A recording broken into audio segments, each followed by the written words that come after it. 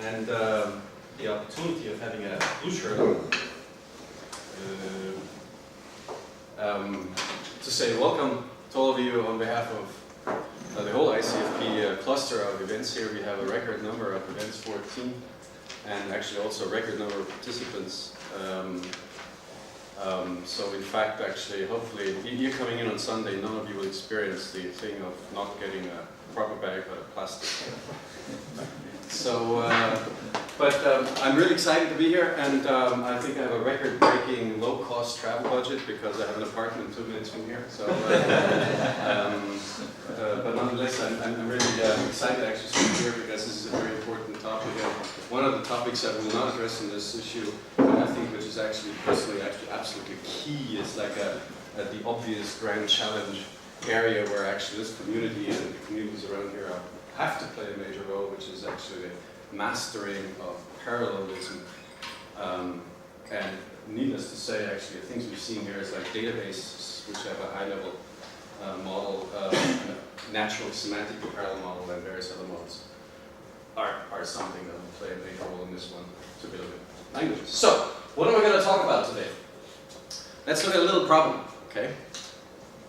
So imagine you have to write a little DSL for doing things. Like this is actually a DSL that is already implemented in various systems, but these are like big hammer systems. So imagine you have to do this on an ad hoc job. And I assure you, actually, doing something like this, namely taking two tables, think of it as lists or tables, and deposits and accounts, and then you want to select actually deposit name and account balance from it, but such that you actually only form the pair of those, where the deposit ID attribute on the first one is equal to the account ID on the second one. You know, that's a classical standard join query, but there's many systems out there in the world actually where you don't have database SQL support, where these things are implemented in a dreadful way. Why? So let's look at this one. How would you evaluate such a query? It's very simple actually. This is actually a perfect solution, I would say. It has only a minor problem.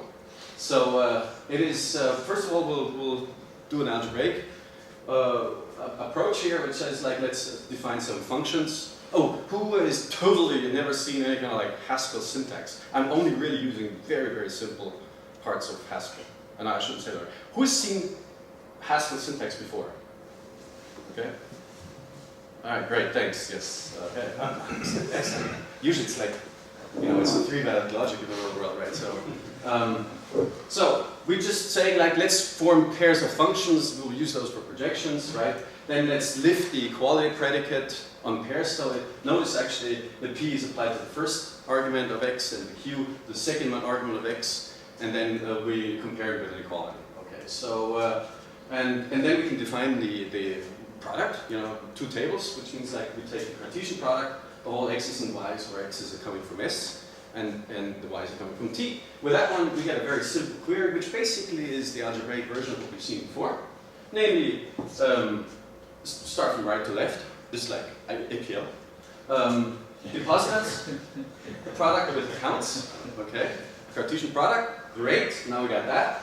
Now we filter from that Cartesian product all those that do not have actually the corresponding attribute the same. So we get only those pairs that deposit ID and account ID the same. Then we have those pairs, then we map the two projections pairwise on it. So this is deposit name, the account balance, and as I said, we'll map it over that thing. Excellent, we're done. This is the whole library we have, okay? This is the query you want to write, okay? It's compositional, it's simple, and it has only a slight problem, and maybe it can't be used. Okay. So what are we going to do about this? So what I'll show you today is a technique. I think of it actually more of as a methodology of developing a DSL, and I would call it a hybrid DSL in the sense that it's not embedded. It's actually kind of intertwined with the embedding language. Okay. But the upshot is the following one: is that this is what we wanted with standard evaluation. What I called before. The product and so on, that's the standard evaluation. That's a great evaluation, so if you want to test the final DSL, you better have this one around to have regression testing for it, okay? And in the end, actually, the query will look like this. Now, it won't, it could say map and filter. I'll just later on call them select and perform, okay? But basically, that's what it's going to look like. So it's going to be basically the same. Problems only. Here's, interesting enough, I'm using different syntax. I could have used the same syntax as this one up there. Okay, so it's going to be looking the same. The only difference is that this one running worst case linear time. Okay. So how do we get there? The first thing is that I'll start right away with a basic but very, very important idea. This is actually the key idea. Already sets it apart, as I was made aware by Thorsten, from classic system R database architecture. Namely, what is the data type of multisets? Okay, so we can usually define it as being just a list of things. The list really means a stream of records. So think of list, nil, and cons. Here we have actually nil, and basically this is singleton. It'll be good enough. Think of it as cons together with those two other ones, okay? The two other ones are a symbolic union and a symbolic product operator. Okay, so the basic idea that I'll be promoting here is like, if you look at this one, this is a culprit. If we have a product, we produce something of quadratic size, but maybe later on, actually we'll flip a lot of it away, so there's a context where actually we could, where this is too aggressive, too early, the evaluation, and there is a context that lets us, by algebraic means, simplify the computation to get rid of this quadratic cost.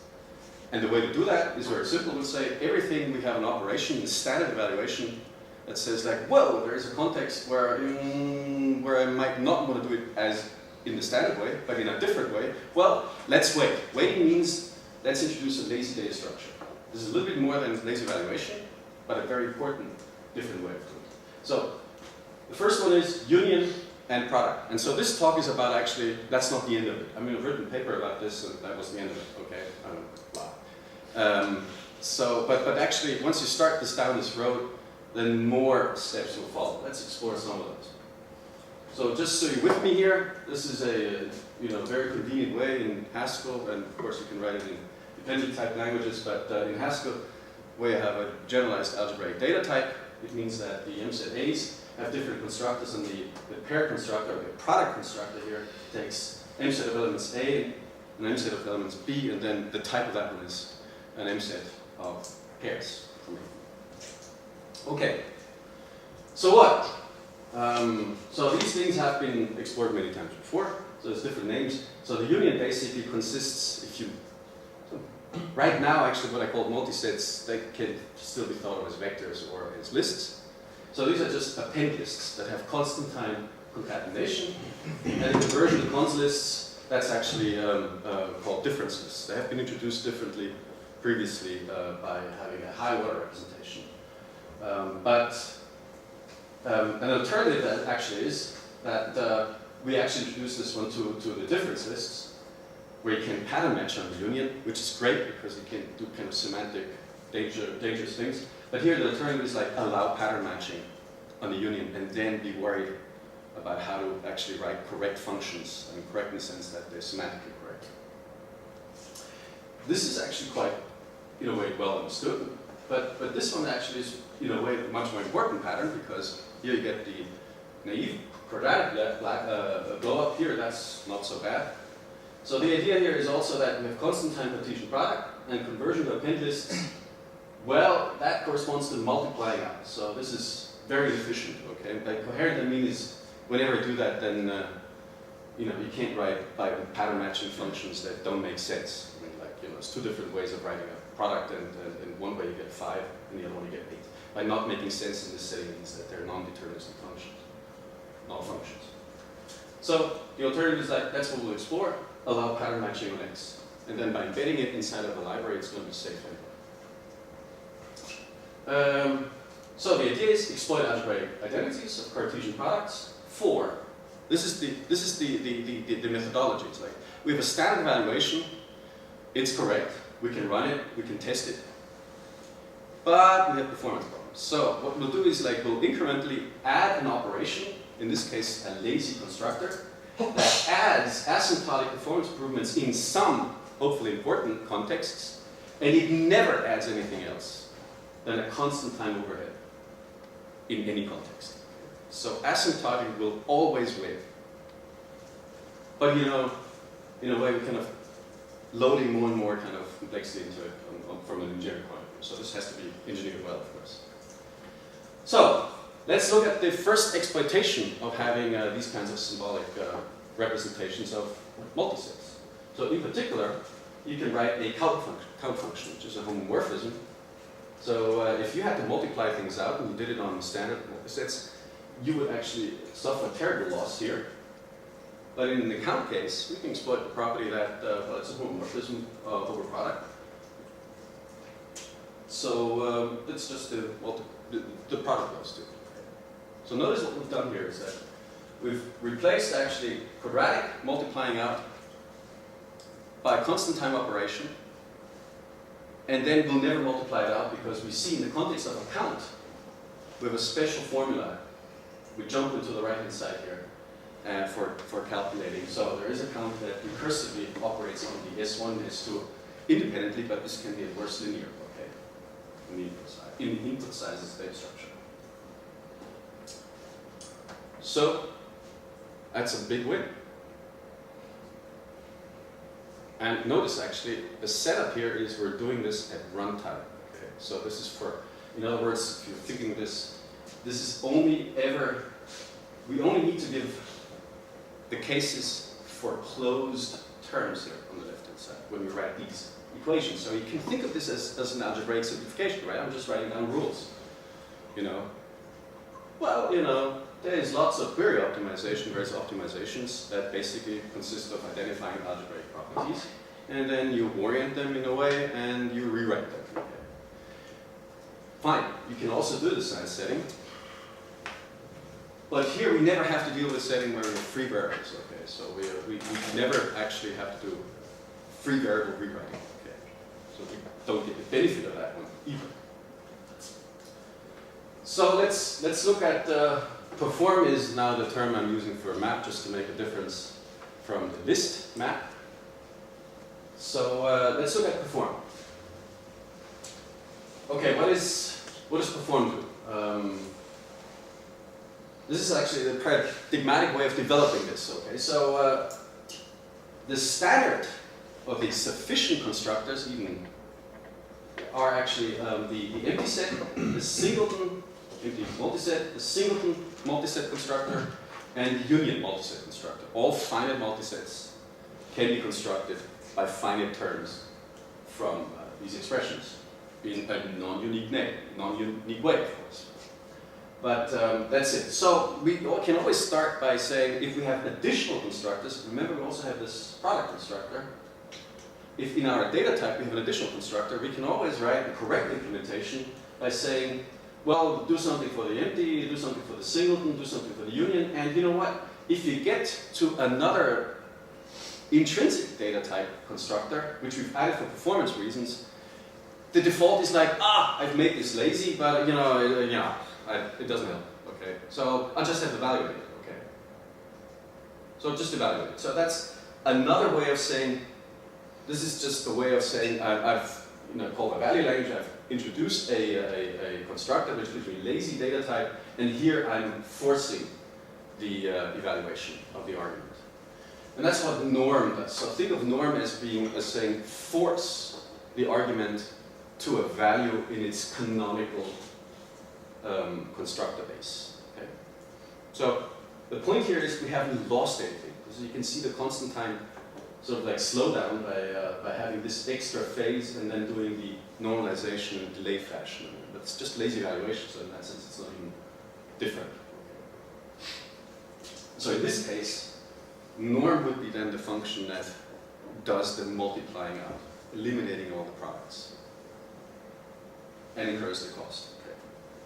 But the point is actually, if you have this as a starting point, we can look at adding additional clauses, because these clauses are algebraic properties, one by one, corresponding to beneficial evaluation rules. Question? What was the ext function on the previous slide in the union case? No, Yes. Ask ext back. I haven't defined it yet. The singleton. Wait a minute, I thought I had it. I don't have it here.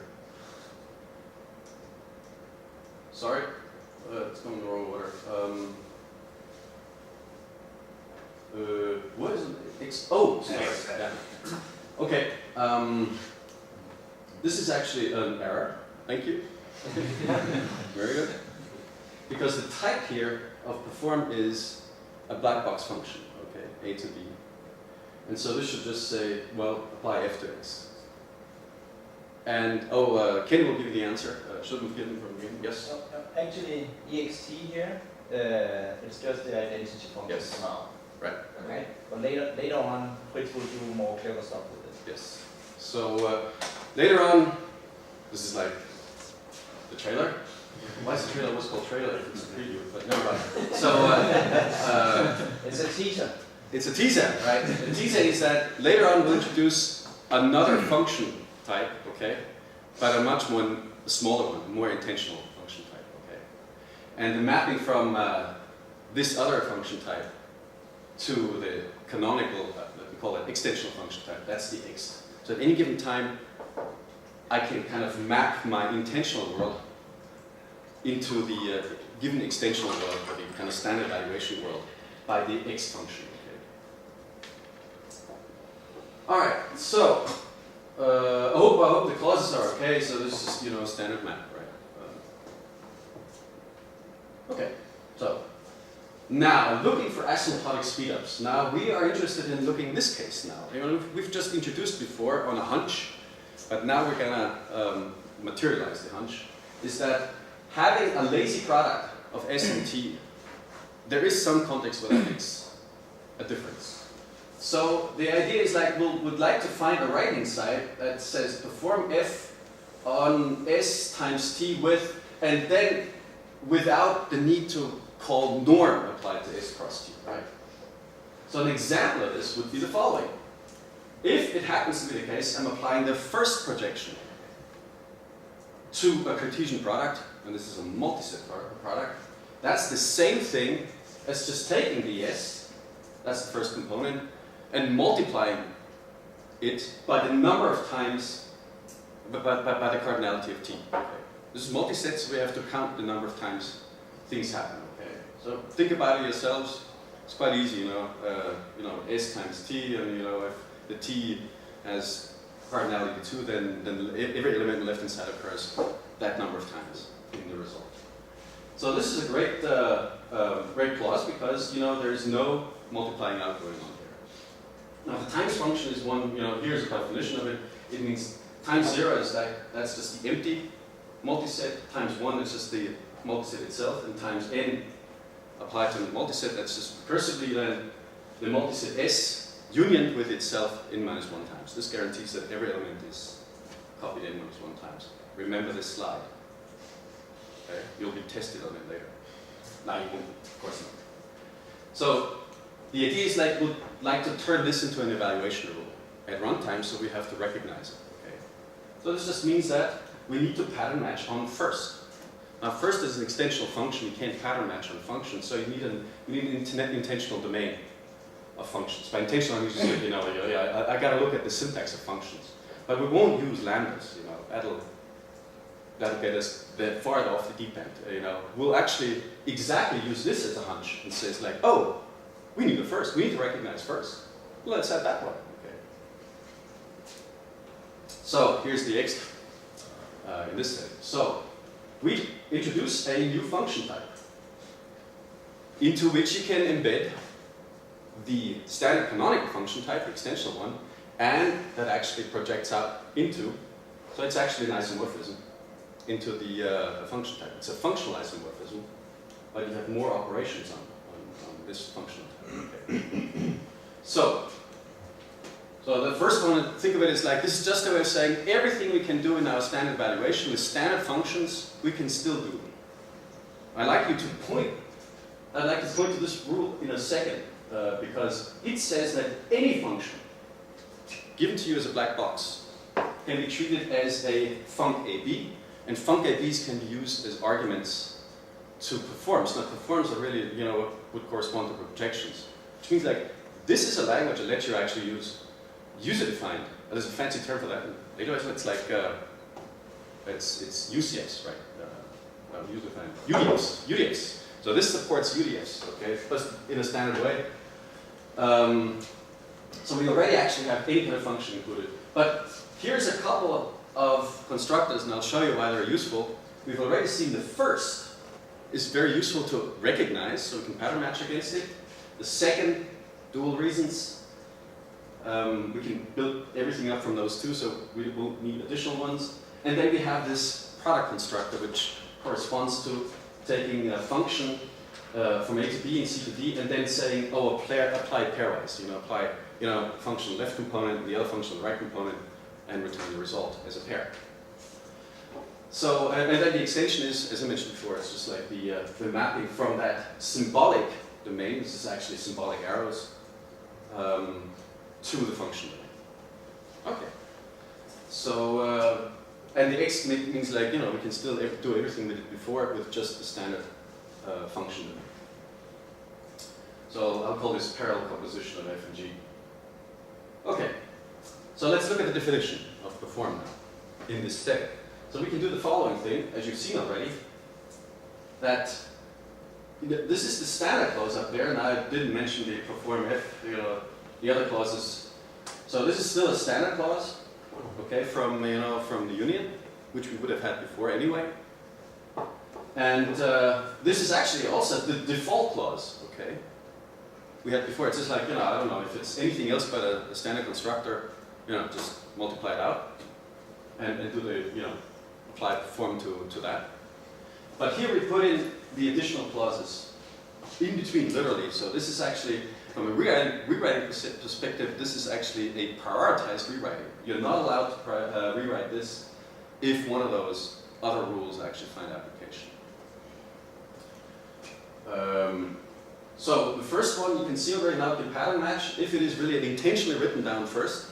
Now if you're a program and written down first as a black box like lambda xy dot x, I don't know, you've lost, because the only thing you know about that function is that it's a function.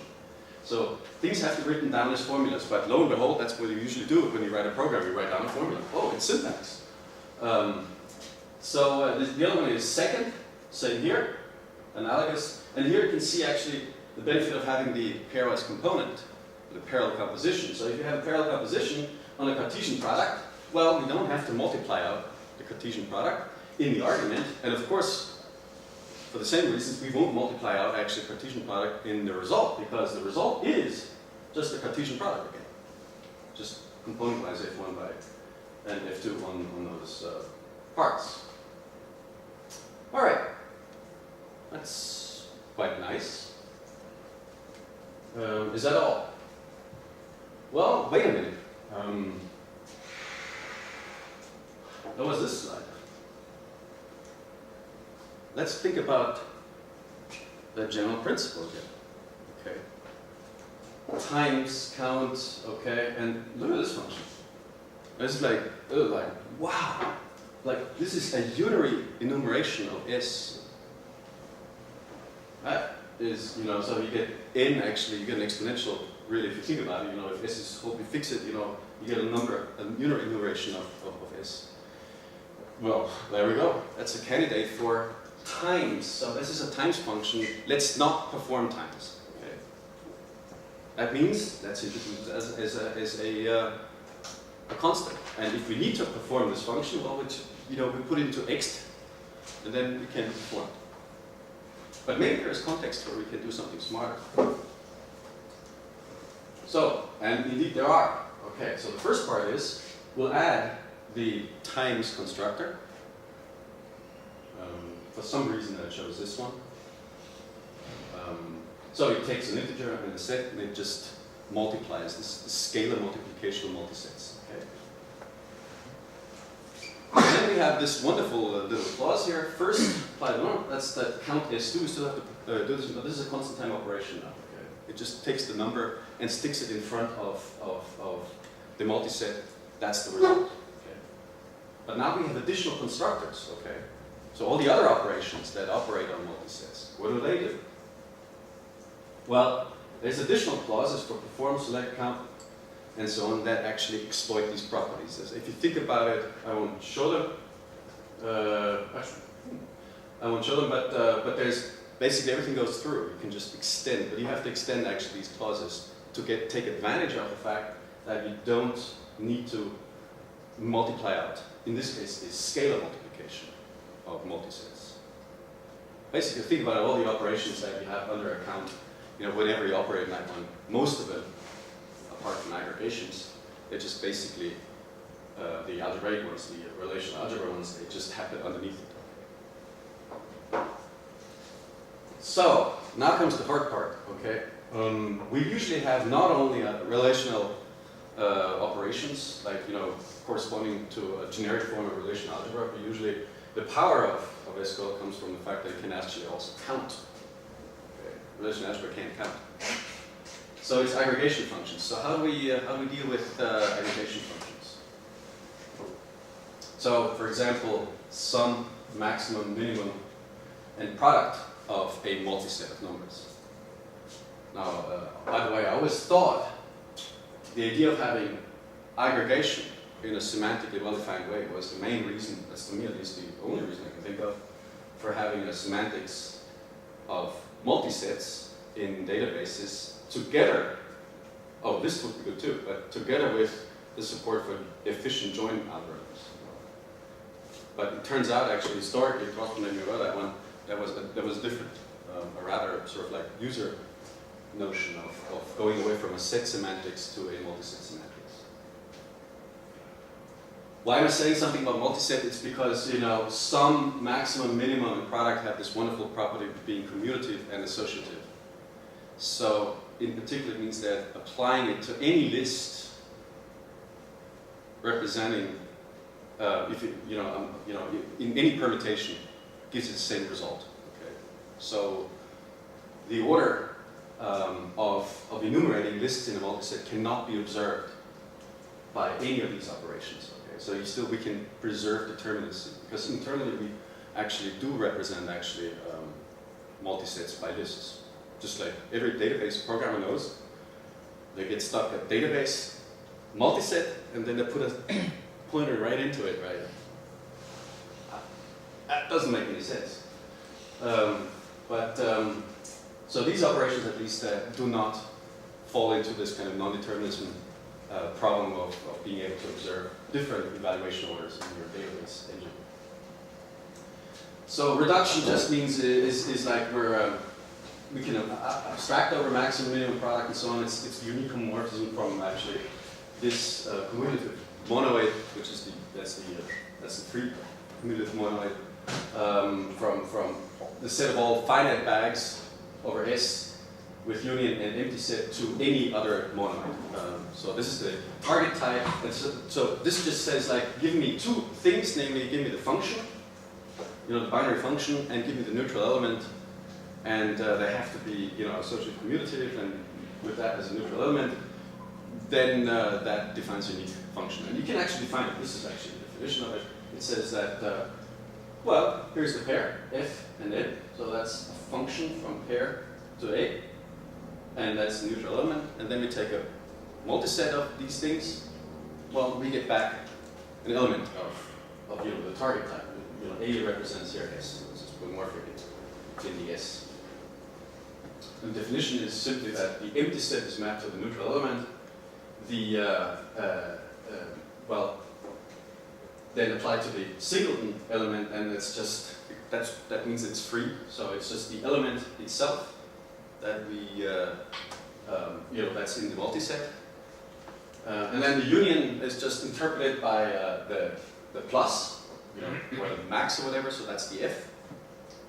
So and that's a recursive call, right? But then we have this thing, okay? So this is like the standard thing, again, three constructors. So the standard, what do we do about x and what do we do about it? Okay. So the thing, and I think the nice thing to remember is we're never lost. We always have a running implementation. All we need to do is, well, write norm on the right-hand side. Okay. Default clause, normalize. And it'll run, okay? So you can test it, and you can play with it, and you can get actually this as an obviously correct implementation of reduce it. Well, obviously in the sense that it's simplest possible. But recursively, that's again asked, are there special cases where reduce Fn applied to the scalar multiplication or to the Cartesian product can be evaluated faster than actually just normalizing the right hand side and then applying reduced F? Well, there's some useful algebraic properties, and actually these are by far not all of them, but actually quite useful. So let's introduce some notation. So notation here is that S hat with an operator plus, with a binary operator plus t. That means just that we're mapping that function over the Cartesian product. Okay, so I'm forming the Cartesian product of S and t, and then I'm mapping the function that's underneath the hat over that Cartesian product. Then I'm just writing standard notation like f applied to a whole set or multiset that's just pointwise extension of f to that set. So if f has the type of being from an element type, and S is some finite multi-subset of it, then it's just mapping f over each element. So this is very informal. Okay, just basically a way of saying I'm leaving out the map to the left of the f if it's sort of obvious. And then the sigma is just really used for plus, for sum over numbers. So I won't specify the number domain, but you can think of it as like an Haskell number. Okay, so that's just plus and zero, right? Okay, what do we know about expressions that involve Cartesian products? Now, remember, this one involves a Cartesian product because you form a Cartesian product, then you do something with it, and then there's maybe some context of that one that are interesting to look at. Here's a couple of them. Look at this one. This says, you take the Cartesian product of S and T. So think about it like you have 5 elements here and 8 elements there. You get 40 elements, 40 pairs. You take the pairwise sum of each of those pairs, you get 40 numbers. 40 pairwise sums, and then I take the sum of all of them. But wait a minute, can't we compute that in a different way? Okay. Yeah, you can. You can just take the numbers in S, sum them together, and multiply with the size of t, and do the same thing for the other one and multiply together. Do that in A. Okay. The kind of obvious properties from the fact that these are usually rings. So in this case, this is product. This is really product. So imagine now you have some semi-ring would be enough, but you know the ring structure here, right? With plus, but so plus and times are distributive. That's all we really require with respect to each other. So if you take S and you take the Cartesian product and you take the pairwise products, okay, and then you sum them all together, okay. If you think about it, that's the result of what you usually do in high school. You know, multiply things out, okay. But actually, it's not a very efficient way of computing it because multiplying out, what did you multiply out? Is you took the sum of all the S's and the sum of all the T's, took their product. I'll just mention this one because I want to get to this one. Illustrate actually its use. So if you take S plus T squared, this means that you take the Cartesian product of S and T, take the sums of them all. So now we got, I don't know, like before 40 numbers, but now we square all those 40 numbers, and then we sum them up, okay? Now there's a formula for this one, like this one. That's just basically, take the sum of all the, of S, but all the numbers squared, and then of course dually for the other one, and then you need the mixed terms in there. The point is, actually, there's a couple more, and there's probably a couple more, and there's a whole algebra behind this one. But the key thing to remember is on the left-hand side, we have computations involving Cartesian products. On the right-hand side, we do not. And basically you can convince yourself, each one of those cases means that if I can replace this computation with that computation, that's an asymptotic improvement. Okay. So, same thing again. So we'll just do the same thing again. We'll start with the reduce, and we'll push this default clause just further and further down, and we stick actually these rules in the middle. Okay. So in this case, well, now we need the extent, because we have these functional domains here, so we need to represent the function really symbolically because we recognize them again, right? But this is one clause. This is the one that in Haskell it's not as nice, but it's basically it's this one, right? So this one. No, it's the first one. Sorry, it's the first one. Yes. Yep.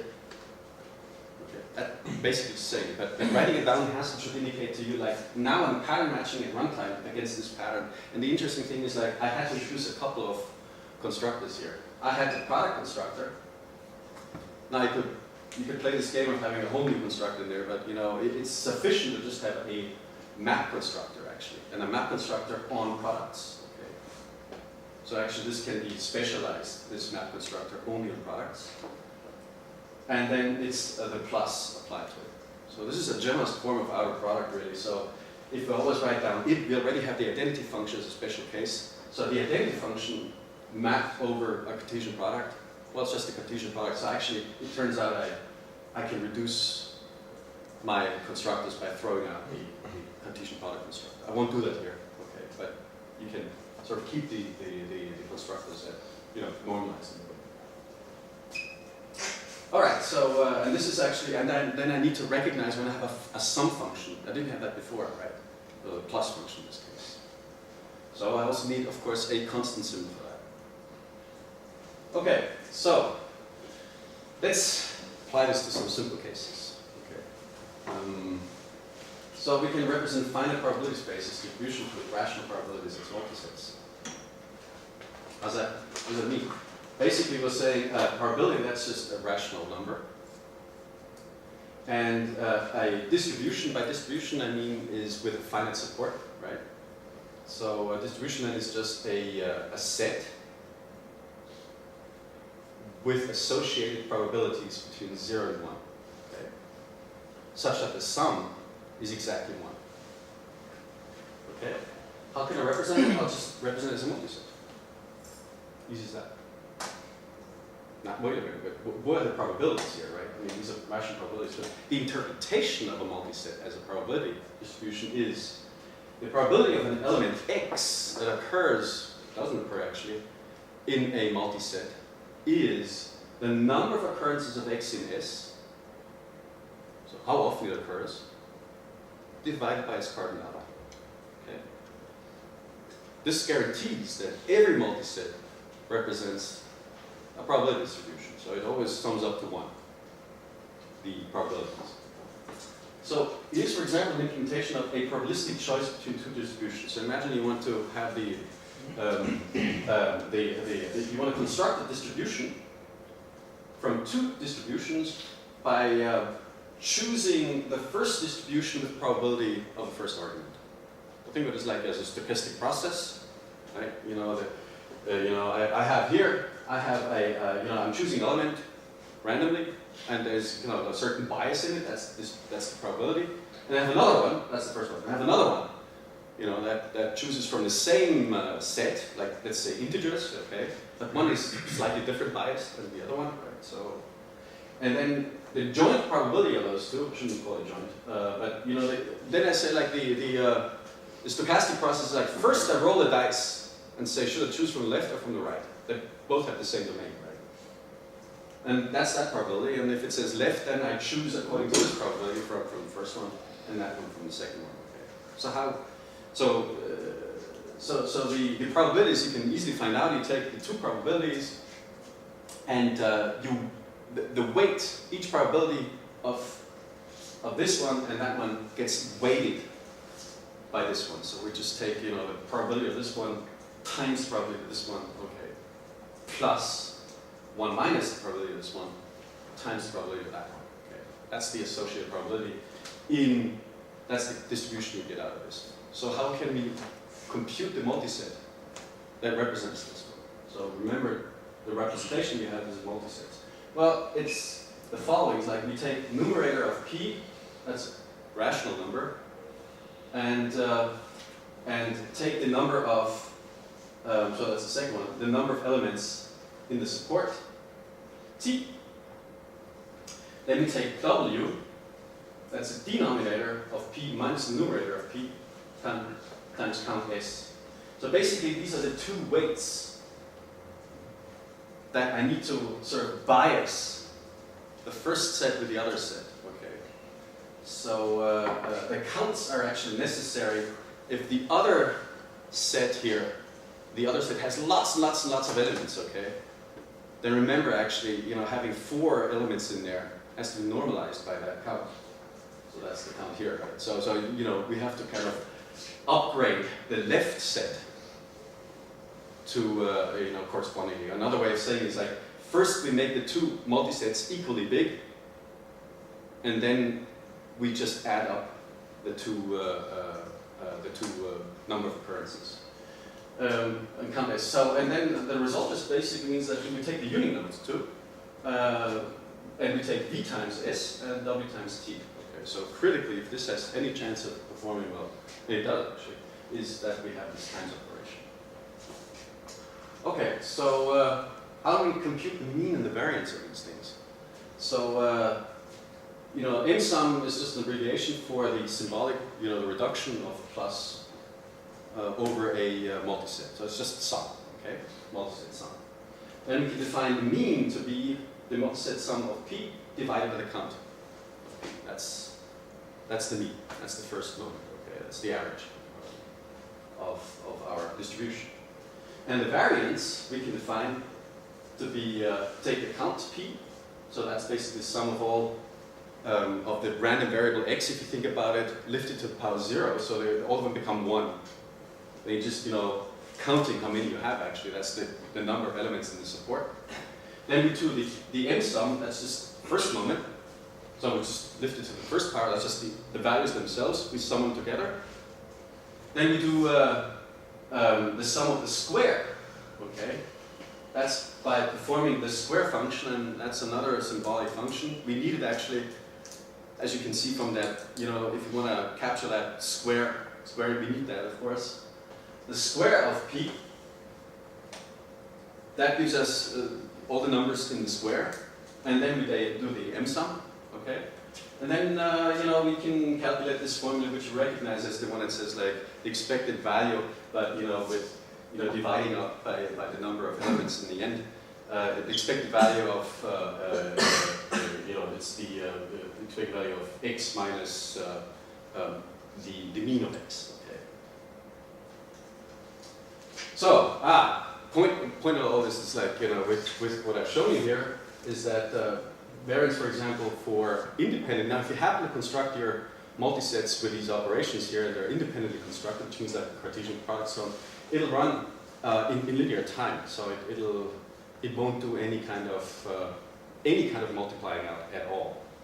But compute basically purely symbolically as you've done in high school. You know, doesn't do that either, but it can compute with real numbers, like, you know, you can put in 5 million numbers like a sampling distribution, and it will work on those because it's a program, right? And it will still actually apply to that distribution all the kind of symbolic processing that you have for independent distributions. Okay, so summary. Dynamic symbolic computation is a method for adding symbolic processing step by step to basic computation. So it identifies symbolic expensive operations, introduces symbolic data constructor for its result, and exploit algebraic properties during evaluation. It's not just lazy evaluation, because lazy evaluation just means like delay the evaluation of the constructor, but that's all you do. You evaluate that constructor. Here you say like, oh, in that case, I recognize this constructor can be evaluated differently. So, and this actually may lead to new needs, opportunities for applying dynamic symbolic computation. So right now, this is just a method, you could say, that I think can go far, and I haven't seen the end thing yet. So, future work, there's some future work can be done, but I'll come back to actually the XLDI aspects in a second. So, so this is not proven yet, but I think at least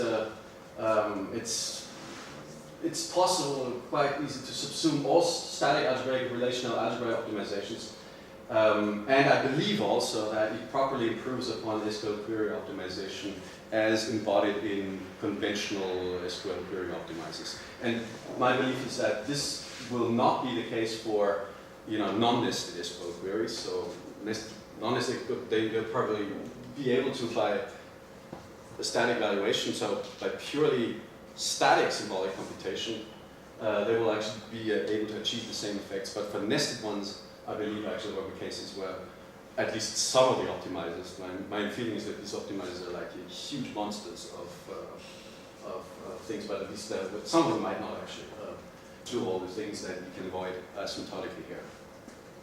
So the other part is like make performance predictable. So compositional performance analysis by abstract interpretation. So one of the key things is these things are intentional. So they're not only depending on actually the size and the contents, but actually how you constructed your data as the inputs. So it would be nice to also have an intentional analysis, like abstract interpretation, type system, to actually inform, as a designer, actually this is a good one, and then have a nice theory that says like if this is good, then any kind of derivative that is like a simplification of it is also good. Okay, this would be a nice stability property of this, and I believe actually the approach itself guarantees that. The approach of the system actually add these extra clauses in. Then there is some work I think would be interesting for doing more than two joins, two table joins by doing some work that I haven't seen implemented. Bullet Goyal page, very interesting work, highly obscurely written up. So maybe that's why, I don't know. Maybe someone's tried it, it says like it didn't work, didn't bother writing it up. And the key thing is here, of course, I think is parallelism again. I didn't mention that at all. And today I didn't mention the kind of asymptotics and so on. So none of these things are really hard. So actually, the whole thing is like if you look at this development, you should be able to sort of like sit down and say which cases you get really nice performance out of these things. So there's a lot of related work, and I'd like to point you to that paper. It's that where you can see some of that more mentioned, not only my own, of course, and Ken's and so on, but it's all in there. But other works in both in transformation programming and a little bit in databases, and of course in probability space, domain-specific languages, probability spaces. So the relation to query optimization. So as I mentioned before, I believe these things can be done. So remember, if you take a look at it in terms of SQL query optimization, SQL query optimization is a little bit strange, really, because it's a two-stage process that starts with actually a closed expression, okay, which means like here's the query, here's all the data, okay. The query is a function, the data is the input, okay. So apply the query to the data. That's what we start with, and then you basically start by only working on the function part, so basically, doing static optimization. I'll come back to this one in a second. But informed by knowledge about the data. So doing this optimization in non-phase distinct fashion, you can have data-dependent optimizations. I've demonstrated, and frankly, it would be nice actually some good cases.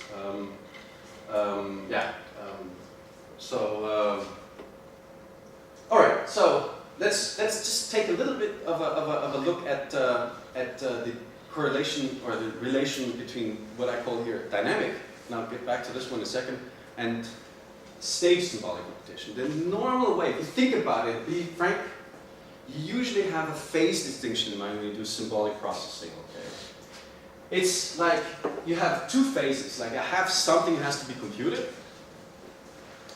And then you say, okay, but I have something available now, that's usually the setup, namely the program or the function, and something is missing, namely the input or the first input to that function, right? So in the symbolic stage here, you usually do the following. You treat the program, think about the operations you have in the program. All the operations are treated as constructors. So here I actually basically introduced constructors by need, okay? It was never constructed, by the way, for select, think about it, okay? Never, because it doesn't have a context where I could exploit it. It was always, boom, executed on the spot, don't delay it, okay? But here in static symbolic computation, you basically always say, oh, let's build a syntax tree. What is a syntax tree? It means like every operation is a constructor. Okay. So, and then what you do is like, let's do rewriting on open terms. Open terms, which like, you know, the unknown data, okay, the input. And the rewriting is usually done, correct me if that's wrong, it's usually done by some form of interpretation. You have a rewrite engine, you have a query processor, it moves things around, it looks for patterns, it does various kinds of things. It's by interpretation. Once you've done with that, you've basically transformed the input into something that's equivalent in the same language, okay? And then you move into a different rewrite system. That's interesting. Namely the standard evaluation rewrite system. In this case, you have very few constructors, but every operation that's not a constructor is interpreted, okay, by a canonical orthogonal rewrite system, okay. That's really what's going on. Few operations are treated as only value constructors and rewriting on ground terms only. So that's the great thing is at this point you only do that when you have all the input available. So there's no free variables anymore you're rewriting on. So there's fewer cases you have to consider. And it's a compiled evaluation. You usually compile in the sense like, you know, this corresponds to normalization by evaluation. So you don't just interpret the evaluation, you compile it into a machine program, so an abstract machine would be the same.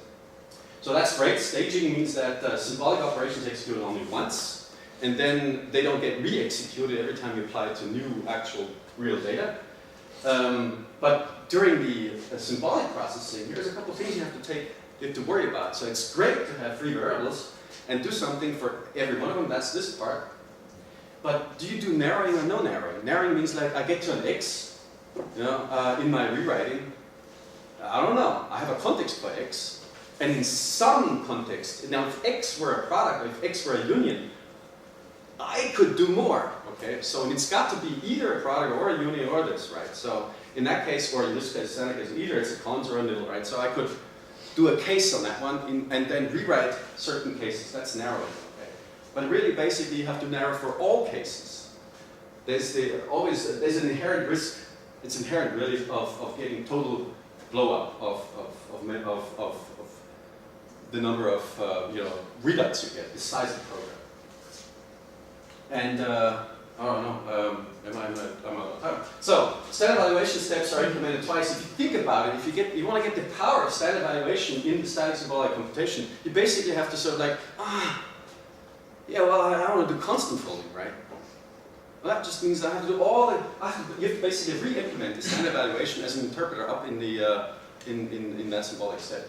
And in compositionality, I'll come back to that in a second, and then I'll totally finish. So dynamic symbolic computation means that there's only one phase. You do symbolic steps and standard evaluation steps in the same context, one single rewrite system. Some operations are treated as constructors, not few and not many, not all. So this is actually driven by asymptotic performance considerations. And it's only applied to ground terms. So no kind of, for free X, that's a disadvantage, but also the advantage is very, very few cases. All narrowing is basically handled dynamically. So you get full exploitation of, you know, applying data to concrete constructors. And it's compiled symbolic computation evaluation. So this is really compiled, runs fast. So, and compositionality is one of the advantages too. Finish actually, so imagine you have to do something like this. You have a count filter and it takes a predicate on a count depositor pairs, okay? And then it returns an integer. And so what it does is it takes a predicate as an input, and then it does a select on that predicate and on the Cartesian product of accounts and depositors, right? So, and that's in one module. In another module, I say like, oh, I want to use it for my report today, right? So I run it on, you know, the account ID, dep ID, you know, is EQ32. That's a you know, equijoin query, or I'll just run it on with TT, always true query. Okay. Try to do this. You know, this will run automatically as fast as it can for all the calls. Okay. But if you want to get the same thing like in SQL, I would imagine that you have to keep the symbolic representation of count filter around. Okay, because depending on the pred here. The pred here, if you only knew what it was, this is the free variable, right? If you only knew that this was an equijoin, a certain equijoin, well, you can optimize it, right? But you don't. So, perspectives in XLDI. So I think I'd like to introduce this to you as a methodology for cross-model language design and agile implementation. It's based on algebraic properties you can exploit for symbolic computation, improving asymptotic performance, and it's added step by step to canonical, obviously correct implementations. I think it is a soft development methodology, okay? And it could be, in some cases, I imagine, an alternative to embedding external DSLs as abstract syntax. Okay, so joining up the embedding language and the embedding language. Thank you very much. We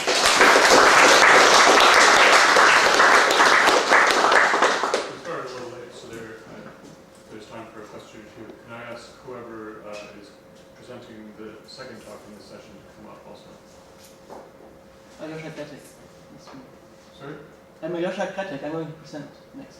Okay, please. Right now? Yeah. Okay. So, yes. So you did this transformation of the program manually, right? Do you see potential of doing that automatically by a refactoring button in the IDE, or even better, putting it in the language directly? If you mean is adding algebra. Well, I mean, in principle, you could, I don't know, I imagine putting an annotation and saying, here's a function, but I would really like to be made into a constructor and then transform the program. Oh, yes. So Right. if with sufficiently much input, this looks very systematic. I mean, basically, it's very systematic. So it should be possible, definitely, because, put in there and so on. But of course, you have to trigger it by saying, this is a good algebraic replacement. So this is a more performant replacement than the other one. So otherwise, you're asking for a very powerful system that can analyze algebraic properties and performance of those. But yeah, if you say, yeah, please do that, you should be able to do that, yes. I was wondering about one thing. So, do you also consider normalizing this constructor representation? Because I mean, you introduced this n times something constructor, right? And obviously, if they meet or something like that, then you can do further simplifications just as well, right? So I actually in several steps, for example, if you have k times k2 times whatever, you can replace them by k times k2. Yeah, right. So that actually happens in various stages, but I find it not only asymptotic, but I find it actually very important. You have to be really careful when you do that. Okay. So if you do it too aggressively too early on, then you get you do it repeatedly. So actually, you could really do it in a very bad way. Okay. So you have to do it basically on the way down a single time. Right? So you wouldn't advise to you to do it from the start and normalize all the multisets down to some kind of vector representation. A vector representation. Well, I mean, that's what it would boil down to, right? If you would multiply all these things out, then you end up with a vector representation where you say I have n times x and n times y and so on. No, definitely not. I mean, this is actually where you get the performance. This is the performance bugs due to that vector representation that they're actually eliminated here, because that basically means that you've added only the times, but only to the singletons. Okay, but that means that I have no cross product anymore. Okay, and I have no union anymore, which means that these operations then actually all of a sudden cost time because they have to be normalized out. So when you actually normalize this thing out, you see the cost of doing this one as an asymptotic blow-up. When generating that representation. So even for the union, I wasn't thinking of multiplying the cross out, but for the union. Okay. It's not that bad in some cases. Let me just think. No, I think the union would be okay in most cases. Yeah. It's those cases where you need append lists. Okay, you have to worry about that. You would still lose. Okay, so if you write down a standard append function, for example, and you would have to check for equality, right? Or something. Oh, equality is hard. Yeah, right. I mean, so that's something that you probably don't want. Yeah. But that's hard in any case. Yeah. Well, you introduced this intentional representation of functions, this func AD method. So have you played with queries where func AB values would occur as elements of multiset. So have tables or multiset of function and then write queries like that. So because your functions were always occurring in the role of predicates and projections and so on. Yes. So this is first order. So I have not. So the answer is I have not played with that. Okay. And right now, if you put them in there, it works. But the only thing that happens is that they get xed if they occur in that setting. Yeah. So if they occur on the right-hand side Yes. as data inputs, then nothing. Nothing can be done with that. Right. So. Well, queries would probably pull out these values, pull them out of multisets, and then use them in the role of higher order. They could have multi-sets of things you perform on that. Actually, okay. So if you just use this library, it will actually probably do the right. It will do the right thing. I guess. It will do the naive, probably the naive product. But once you've actually lined them up, it'll do what it can do here. So. Sounds like a fun experiment. Okay, so thanks.